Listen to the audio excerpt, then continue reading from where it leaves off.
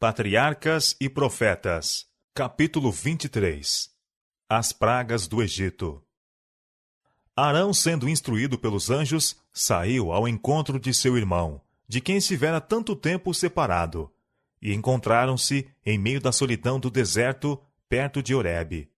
Ali conversaram, e Moisés disse a Arão todas as palavras do Senhor que o enviara, e todos os sinais que lhe mandara. Êxodo capítulo 4, versos 27 a 31. E Êxodo capítulos 5 a 10. Juntos viajaram para o Egito, e tendo chegado à terra de Gozém, puseram-se a congregar os anciãos de Israel. Arão referira-lhes todo o trato de Deus para com Moisés. E então os sinais que Deus dera a Moisés foram exibidos perante o povo. O povo creu, e ouviram que o Senhor visitava os filhos de Israel, e que via sua aflição, e inclinaram-se e adoraram. Moisés fora também encarregado de uma mensagem ao rei. Os dois irmãos entraram no palácio do faraó como embaixadores do Rei dos Reis, e em seu nome falaram: Assim diz o Senhor Deus de Israel: Deixa ir meu povo, para que me celebre uma festa no deserto. Quem é o Senhor, cuja voz eu ouvirei, para deixar ir Israel? Perguntou o monarca. Não conheço o Senhor, nem tampouco deixarei ir Israel.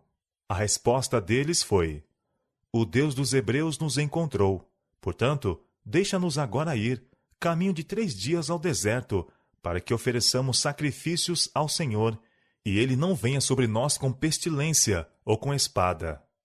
As notícias a respeito deles e do interesse que estavam provocando entre o povo já haviam atingido o rei. Sua ira se acendeu. Moisés e Arão, por que fazeis cessar o povo das suas obras? Disse ele. Ide às vossas cargas.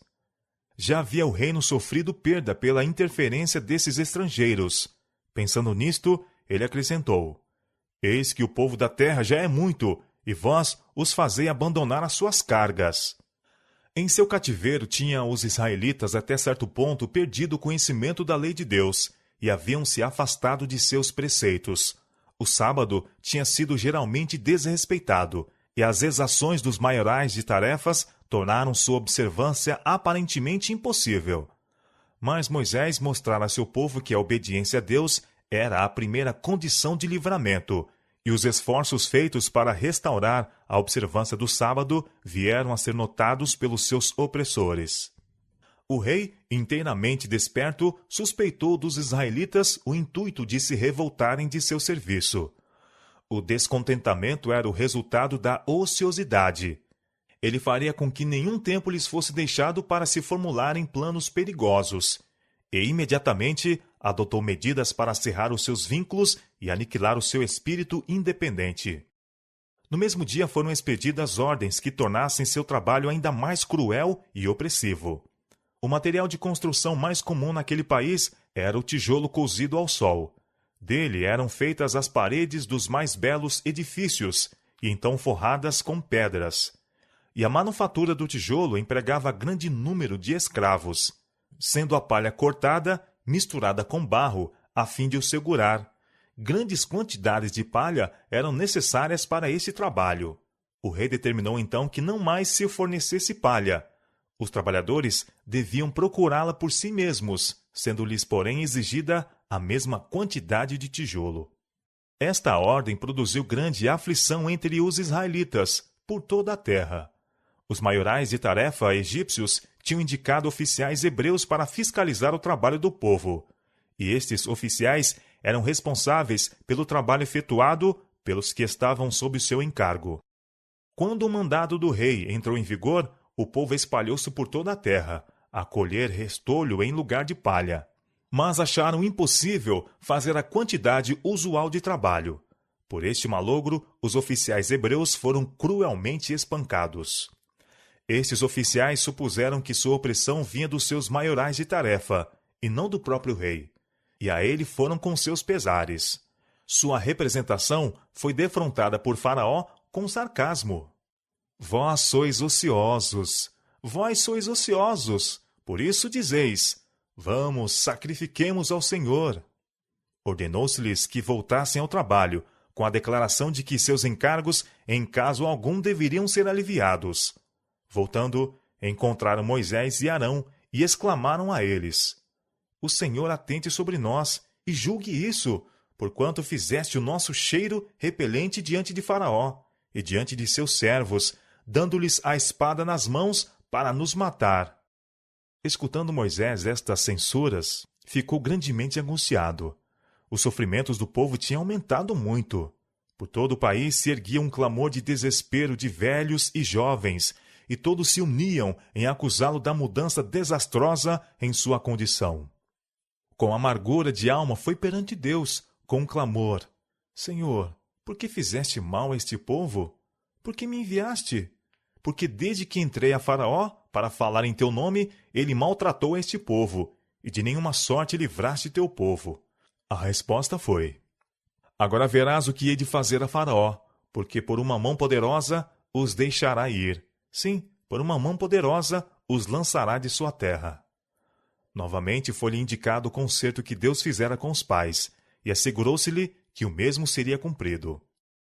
Durante todos os anos de servidão no Egito, tinha havido entre os israelitas alguns que se apegavam ao culto de Jeová. Estes ficavam dolorosamente perturbados ao verem seus filhos diariamente testemunharem as abominações dos gentios e mesmo curvarem-se aos seus deuses falsos.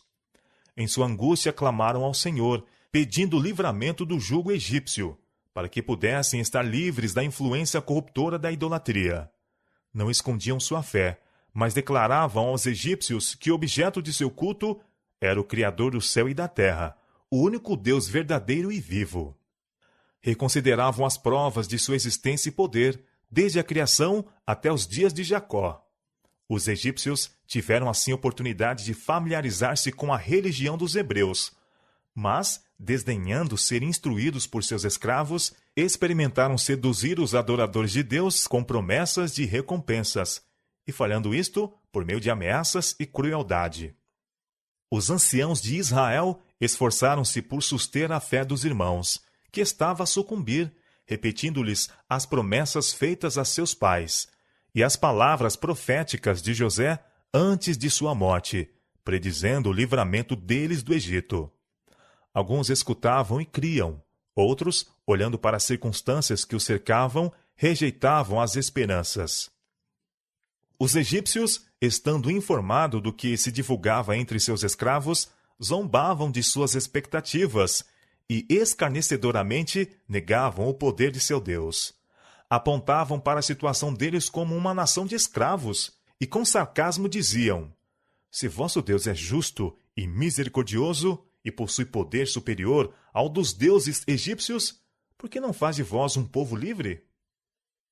Chamavam a atenção para sua própria condição.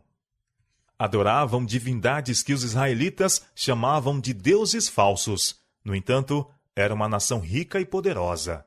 Declaravam que seus deuses os haviam abençoado com prosperidade, dando-lhes os israelitas como servos, e vangloriavam-se em seu poder de oprimir e destruir os adoradores de Jeová.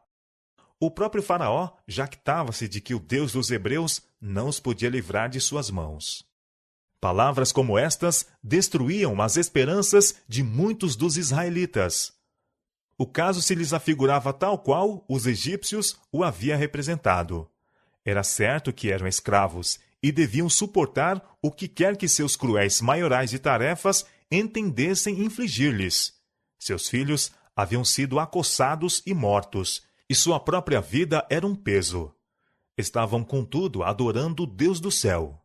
Se Jeová fosse na verdade superior a todos os deuses, não os deixaria desta maneira, como escravos a idólatras. Mas aqueles que eram fiéis a Deus compreendiam que fora por causa de Israel haver se afastado dele, por causa de sua disposição para casar com nações gentílicas, sendo assim levados à idolatria, que o Senhor permitira ficassem escravos, e confiantemente asseveravam a seus irmãos que ele logo quebraria o jugo do opressor. Os hebreus tinham esperado obter sua liberdade sem qualquer prova especial de sua fé, ou qualquer sofrimento ou agrura real. Ainda não estavam, porém, preparados para o livramento. tinham pouca fé em Deus e estavam indispostos a suportar pacientemente suas aflições até que ele achasse oportuno operar em prol deles.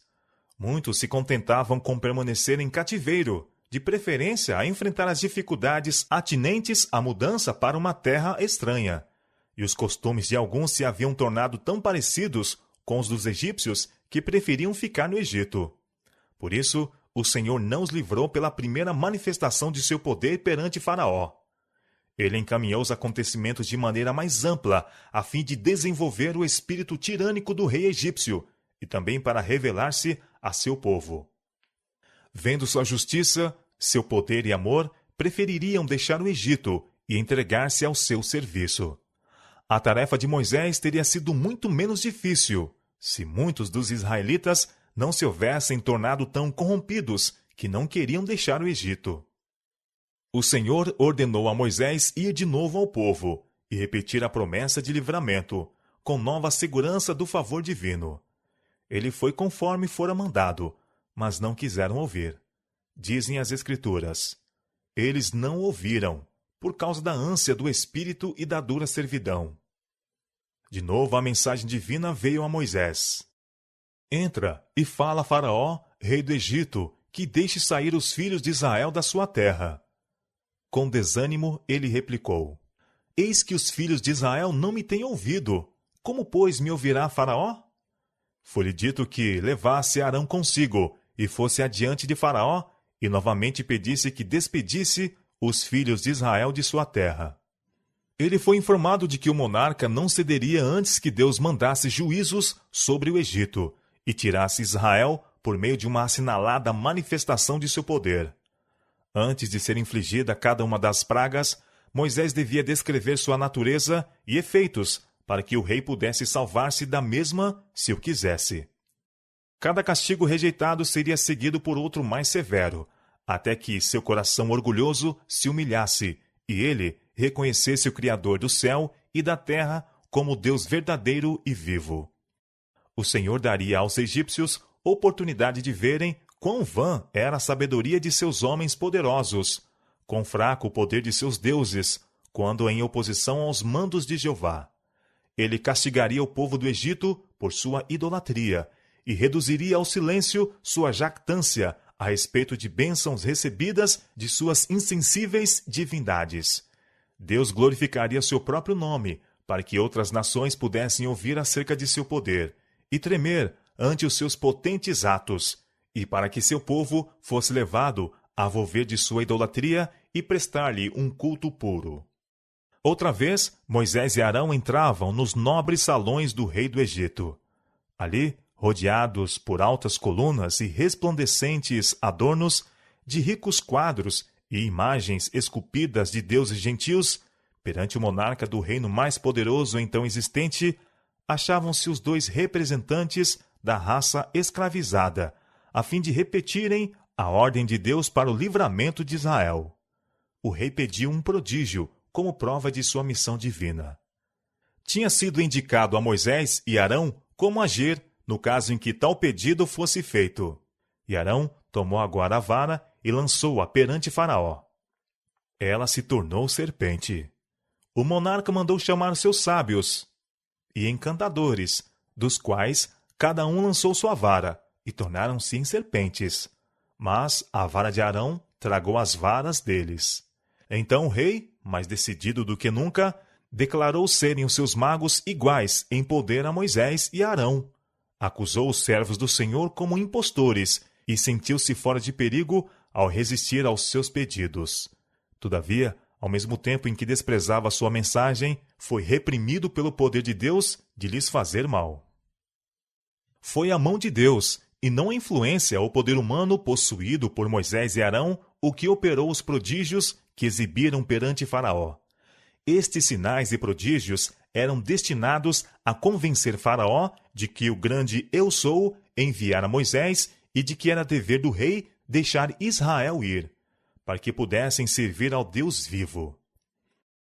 Os magos também exibiram sinais e prodígios, pois agiam não somente pela sua própria habilidade, mas pelo poder de seu Deus, Satanás, que os ajudava a contrafazer a obra de Jeová. Os magos não fizeram realmente suas varas transformar-se em serpentes, mas pela mágica, auxiliados pelo grande enganador, foram capazes de produzir esta aparência.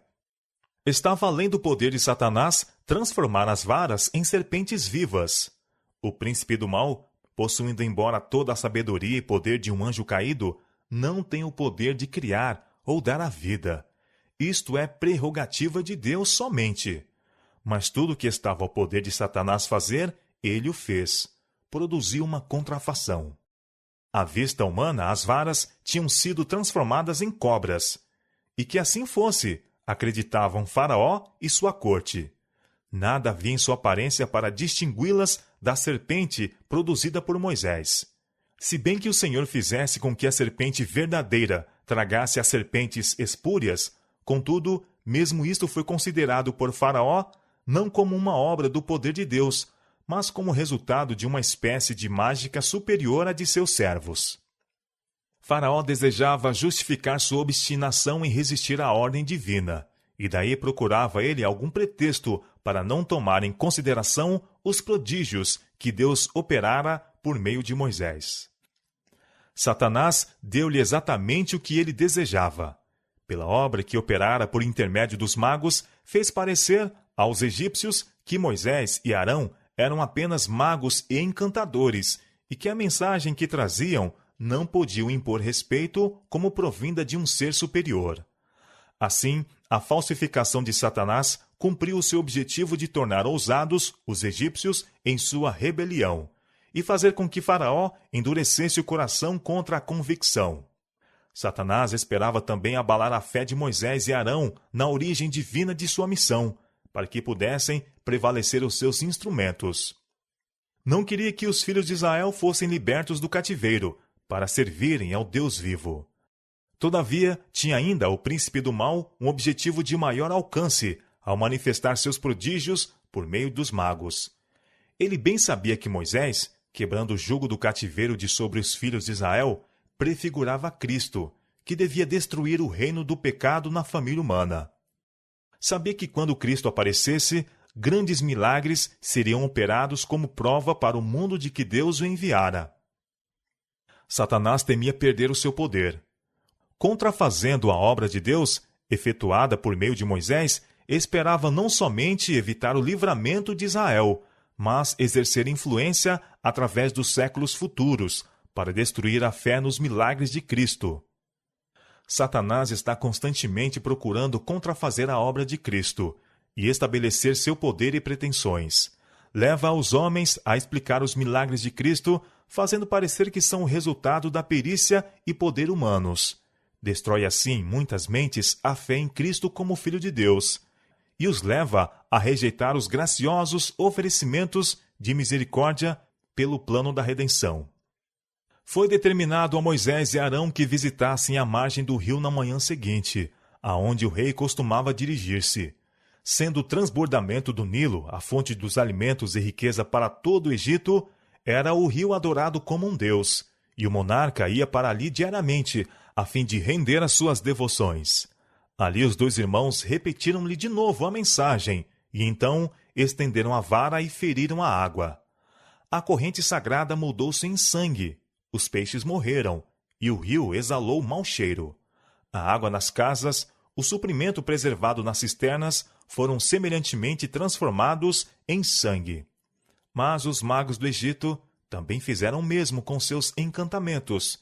E virou-se Faraó e foi para sua casa. Nem ainda nisto pôs seu coração. Durante 7 dias continuou a praga, mas sem resultado. De novo foi estendida a vara sobre as águas, e rãs subiram do rio e espalharam-se pela terra. Percorriam as casas, apoderavam-se dos quartos de dormir e mesmo dos fornos e amassadeiras. A rã era considerada sagrada pelos egípcios, e não as destruíam. Mas tal praga viscosa se tornara agora intolerável. Enxameavam mesmo no palácio dos faraós, e o rei estava ansioso por vê-las removidas. Tinham parecido que os magos haviam produzido rãs, mas eles não as podiam remover. Vendo isto, Faraó ficou algo humilhado. mandou chamar Moisés e Arão e disse: rogai ao Senhor que tire as rãs de mim e do meu povo. Depois deixarei ir o povo, para que sacrifiquem ao Senhor. Depois de fazerem lembrar ao rei a sua anterior jactância, pediram-lhe designar um tempo para que devessem orar para a remoção da praga. Ele marcou o dia seguinte, esperando intimamente que no intervalo as rãs desaparecessem por si, salvando assim da amarga humilhação de sujeitar-se ao Deus de Israel. A praga, entretanto, continuou até o tempo especificado, em que por todo o Egito as rãs morreram, mas seus corpos pútridos que haviam ficado poluíam a atmosfera. O Senhor poderia tê-las feito voltar ao pó em um instante, mas não fez isto, para que não acontecesse depois de sua remoção declararem o rei e seu povo ser aquilo resultado da feitiçaria ou encantamento, como a obra dos magos. As rãs morreram e foram então reunidas em montes. Nisto, o rei e todo o Egito tiveram uma prova, a qual sua vã filosofia não podia contradizer, de que esta obra não fora cumprida pela magia, antes era um juízo do Deus do céu. Vendo Faraó que havia descanso, agravou seu coração. Por ordem de Deus, Arão estendeu a mão e o pó da terra se tornou em piolhos por toda a terra do Egito. Faraó chamou os magos para fazerem o mesmo, mas não puderam. Mostrou-se assim ser a obra de Deus superior à de Satanás. Os próprios magos reconheceram: isto é o dedo de Deus. Mas o rei ainda não se abalou. Ineficazes o apelo e a advertência, outro juízo foi infligido. O tempo de sua ocorrência foi predito, para que se não pudesse dizer ter vindo por acaso. Moscas encheram as casas e enxamearam por sobre a terra, de modo que a terra foi corrompida destes enxames. Estas moscas eram grandes e venenosas. Sua picada era extremamente dolorosa ao homem e aos animais. Como fora predito, esta visitação não se estendeu à terra de Gozém. Faraó ofereceu então aos israelitas permissão para sacrificarem no Egito, mas recusaram-se a aceitar tais condições. Não convém que façamos assim, disse Moisés, porque sacrificaríamos ao Senhor nosso Deus a abominação dos egípcios. Eis que se sacrificássemos a abominação dos egípcios perante os seus olhos, não nos apedrejariam eles? Os animais que os hebreus deviam sacrificar estavam entre os que eram considerados sagrados pelos egípcios, e tal era a reverência em que eram tidas estas criaturas, que matar uma delas, mesmo acidentalmente, era um crime punível com a morte. Seria impossível aos hebreus prestarem culto no Egito sem escandalizar os seus senhores. Moisés novamente propôs ir em caminho de 3 dias ao deserto. O monarca consentiu e pediu que os servos de Deus intercedessem para que a praga fosse removida. Prometera fazer isto, mas o advertiram quanto a tratar enganosamente com eles. A praga cessou, mas o coração do rei se havia endurecido pela rebelião persistente e ainda recusou-se a ceder. Seguiu-se um golpe mais terrível. Peste em todo o gado do Egito que estava nos campos. Tanto nos animais sagrados como as bestas de carga, vacas, bois e ovelhas, cavalos, camelos e jumentos foram destruídos. Havia sido distintamente declarado que os hebreus seriam isentos. E Faraó, enviando mensageiros à casa dos israelitas, constatou a veracidade de tal declaração de Moisés. Do gado dos filhos de Israel não morreu nenhum. Ainda o rei se achava obstinado. Ordenou-se em seguida a Moisés que tomasse cinzas do forno e as espalhasse para o céu diante dos olhos de Faraó. Este ato era profundamente significativo. 400 anos antes, mostrara Deus a Abraão a opressão futura de seu povo, sob a figura de uma fornalha fumegante e uma tocha de fogo. Declarara que mandaria juízos sobre os seus opressores e tiraria os cativos com grande riqueza. No Egito, Israel durante muito tempo desfalecia na fornalha da aflição. Este ato de Moisés era de segurança de que Deus se lembrava de seu conserto e de que era vindo o tempo para o seu livramento. Ao ser a cinza espalhada para o céu, as minúsculas partículas espalharam-se por toda a terra do Egito, e onde quer que caíam, produziam sarna, que arrebentava em úlceras nos homens e no gado. Os sacerdotes e magos até ali haviam acoroçoado Faraó em sua obstinação, mas agora viera um juízo que atingia mesmo a eles. Acometidos de uma moléstia repugnante e dolorosa, tornando-se seu alardeado poder apenas desprezível, não mais podiam contender contra o Deus de Israel. A nação inteira foi levada a ver a loucura de confiar nos magos, quando não eram eles capazes de proteger mesmo sua própria pessoa.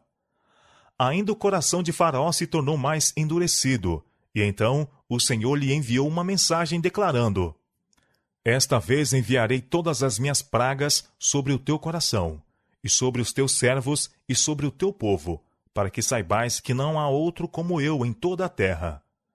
Mas deveras para isto te mantive, para mostrar o meu poder em ti. Não que Deus lhe tivesse dado existência para este fim, mas sua providência a encaminhar os acontecimentos de modo a colocá-lo no trono, no próprio tempo destinado ao libertamento de Israel.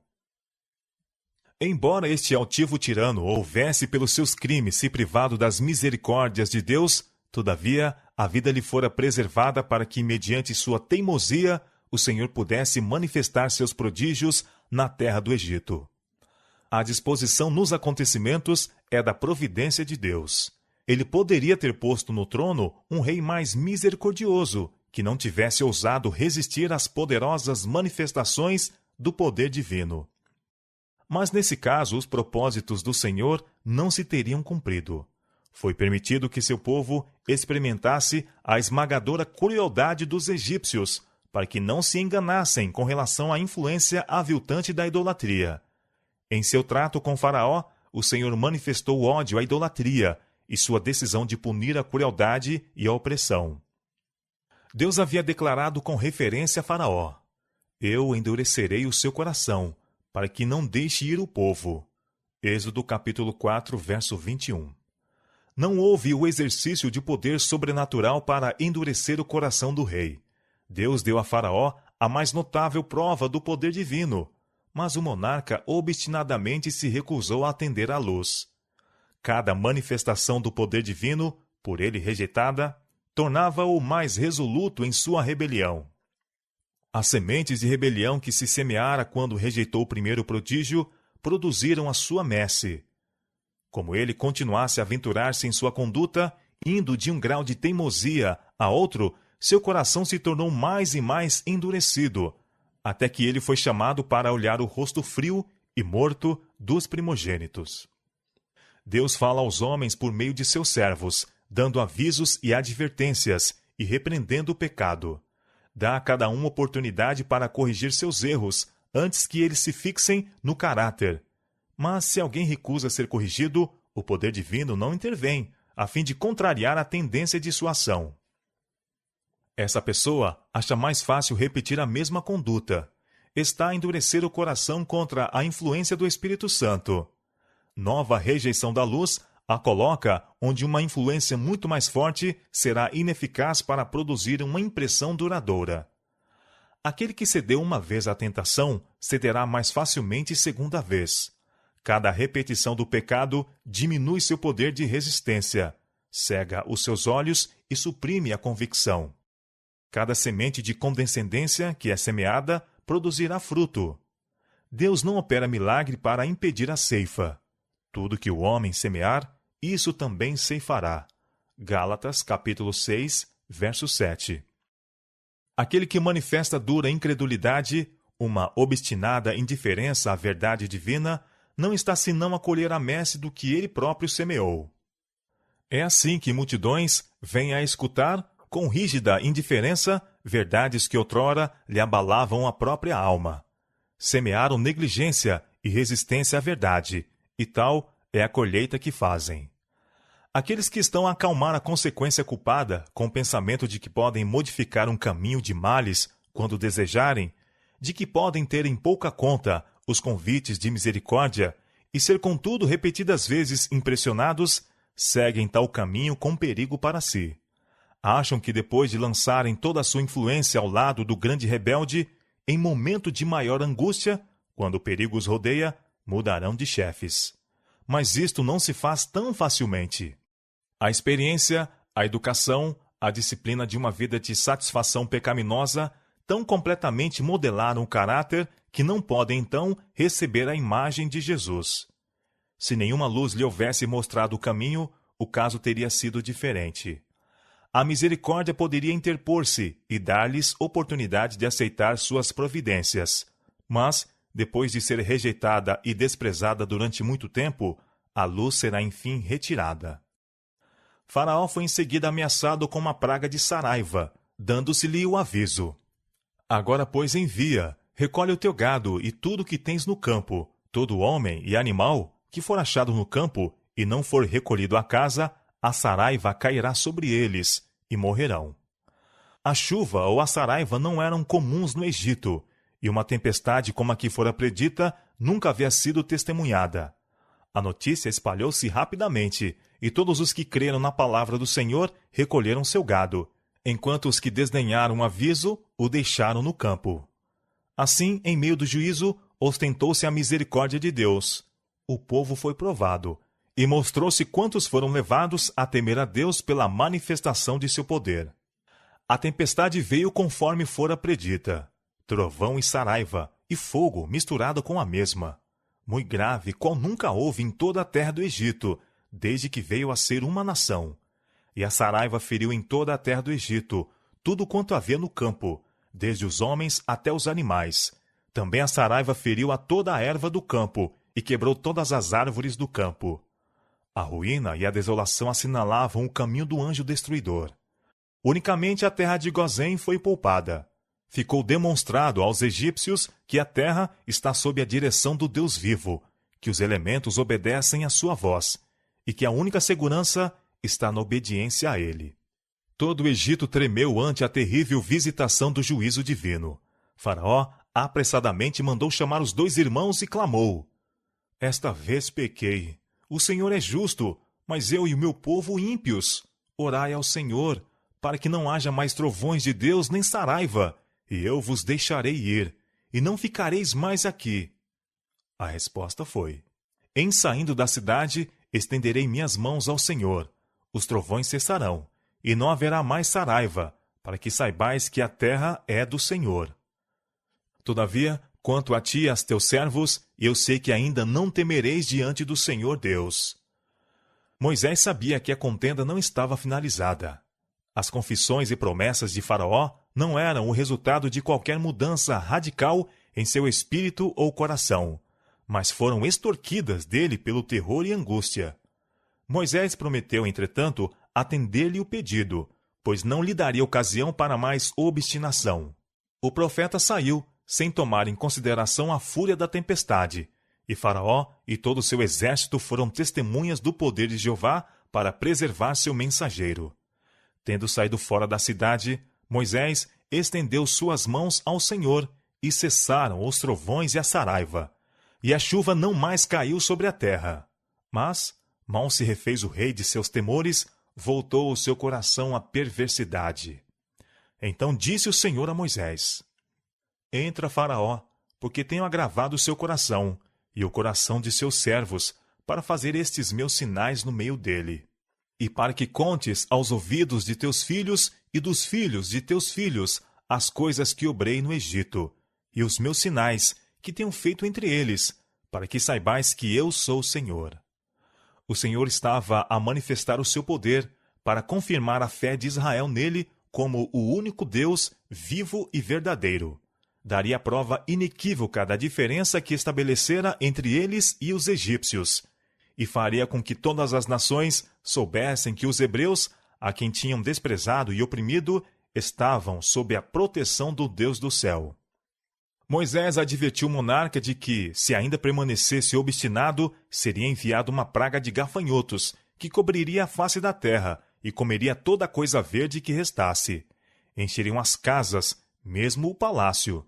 Tal flagelo, disse ele, seria como nunca viram teus pais, nem os pais dos teus pais, desde os dias em que eles foram sobre a terra até o dia de hoje. Os conselheiros de Faraó ficaram estarrecidos. A nação tinha experimentado grande perda com a morte do gado. Muitas pessoas haviam sido mortas pela saraiva. As florestas estavam derribadas e as colheitas destruídas. Estavam perdendo rapidamente tudo que havia sido ganho com o trabalho dos hebreus. Toda a terra estava ameaçada de morrer de fome. Príncipes e cortesãos acercavam-se do rei e com ira pediam: até quando este nos há de ser por laço? Deixa ir os homens para que sirvam ao Senhor seu Deus. Ainda não sabes que o Egito está destruído? Moisés e Arão foram de novo convocados, e o monarca lhe disse: ide, servi ao Senhor vosso Deus. Quais são os que hão de ir? A resposta foi: havemos de ir com os nossos meninos e com os nossos velhos, com os nossos filhos e com as nossas filhas, com as nossas ovelhas e com os nossos bois havemos de ir, porque festa do Senhor temos. O rei se encheu de ira. Seja o Senhor assim convosco, exclamou ele. Como eu vos deixarei ir a vós e aos vossos filhos? Olhai que há mal diante da vossa face. Não será assim. Andai agora vós, varões, e servi ao Senhor, pois isso é o que pediste. Moisés estendeu então a vara sobre a terra, e soprou um vento oriental, que trouxe gafanhotos. Muito gravosos foram. Antes destes, nunca houve tais gafanhotos, nem depois deles virão outros tais. Encheram o céu até que a terra se escureceu, e devoraram toda a vegetação que restava. Faraó mandou chamar à pressa os profetas e disse: pequei contra o Senhor vosso Deus e contra vós. Agora, pois, peço-vos que perdoeis o meu pecado somente desta vez, e que oreis ao Senhor vosso Deus, que tire de mim somente esta morte. Assim fizeram. E um forte vento ocidental levou os gafanhotos para o Mar Vermelho. O rei ainda persistiu em sua pertinaz resolução. O povo do Egito estava ao ponto do desespero. Os açoites que já haviam caído sobre eles pareciam quase além do que se podia suportar, e estavam cheios de temor pelo futuro. A nação tinha adorado a Faraó como representante do seu Deus. Mas muitos agora estavam convencidos de que ele se achava opondo-se a um ser que fez de todas as forças na natureza ministro de sua vontade. Os escravos hebreus, tão miraculosamente favorecidos, estavam se tornando confiantes no livramento. Seus maiorais de tarefas não ousavam oprimi-los, como até ali haviam feito. Por todo o Egito havia um temor secreto de que a raça escravizada se levantasse e vingasse seus males. Por toda parte estavam a indagar com desalento: o que será depois disto? Subitamente repousou sobre a terra uma escuridão, tão densa e negra que parecia trevas que se apalpem. Não somente estava o povo despojado de luz, mas a atmosfera era muito opressiva, de maneira que a respiração era difícil. Não viu um ao outro, e ninguém se levantou do seu lugar por 3 dias. Mas todos os filhos de Israel tinham luz em suas habitações. O sol e a lua eram objetos de culto para os egípcios. Nestas trevas misteriosas, o povo e seus deuses foram de modo semelhante atingidos pelo poder que tomara a si a causa dos escravos. Contudo, por medonho que tivesse sido, este juízo é uma prova da compaixão de Deus e de sua indisposição para destruir. Ele dava ao povo tempo para refletir e arrepender-se antes de trazer sobre eles a última e mais terrível das pragas. O medo finalmente arrancou de Faraó mais uma concessão. No fim do 3º dia de trevas, chamou Moisés e consentiu na partida do povo, contanto que se permitisse ficarem os rebanhos e gado. Nenhuma unha ficará, replicou o resoluto hebreu. Não sabemos com que havemos de servir ao Senhor, até que cheguemos lá. A ira do rei explodiu desenfreada. Vai-te de mim, exclamou ele. Guarda-te que não mais vejas o meu rosto, porque no dia em que vires o meu rosto, morrerás. A resposta foi: bem disseste, eu nunca mais verei o teu rosto. O varão Moisés era muito grande na terra do Egito, aos olhos dos servos de Faraó e aos olhos do povo. Moisés era considerado com temor pelos egípcios. O rei não ousava fazer-lhe mal, pois o povo o considerava como o único que tinha poder para remover as pragas. Desejavam que os israelitas fosse permitido deixar o Egito. Eram o rei e os sacerdotes que se opunham em extremo aos pedidos de Moisés.